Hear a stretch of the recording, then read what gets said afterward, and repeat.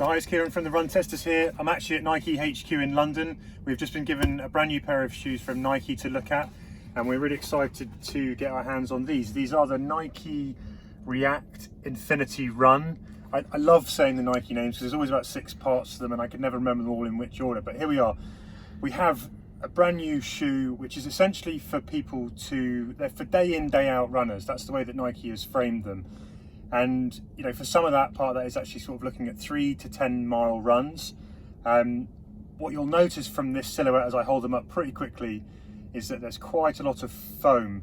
So what you're getting here is a shoe that the aim really is to reduce injury, is to help you do those everyday runs and reduce your overall injury risk. Now, we will take a look at these a lot closer. We're going to be running in them in the next few days and we'll do a full review on those. But for now, I'm going to whip you through a couple of the things that are different about these shoes from other Nike shoes that we've seen so far. Let's take a look. So, one of the things you'll notice first from this shoe is the stack height. There's an awful lot more Nike React foam than we've seen on previous versions of the React shoe. And that's there primarily to give you extra stability. So, there's also a heel-to-toe rocker, which you'll be familiar with from brands like Hoka, who've had that in their kind of maximal shoes. And the idea with that actually is to sort of get you a little bit more off your heels and onto your toes.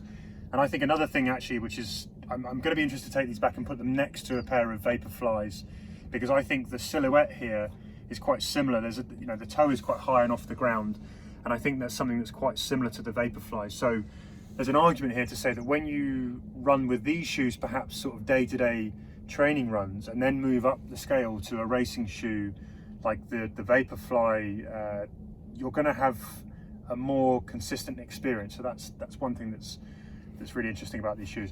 Also, the base is wider on the forefoot as well, and that is there to really give you a more kind of stable transition to toe off as well. What we've also got, I think, is there's just looking at my stats here, you've got 24% more React foam overall in the base here, and you've also got additional kind of grip. So there's more outsole grip here, and that's to do 2 things. That's obviously to help you with that toe off, to get more kind of propulsion, but also it's to improve the durability of these shoes that are going to be for those everyday runs. So you're going to want a bit more of that as well. Now, the rest of it, the uppers are pretty familiar. Flyknit, like we've seen with other shoes. I guess I'm not sure of the exact weight yet. We'll have to check that out, but they feel quite light in the hand. I love the colorways, and really just excited to take these out and give them a spin.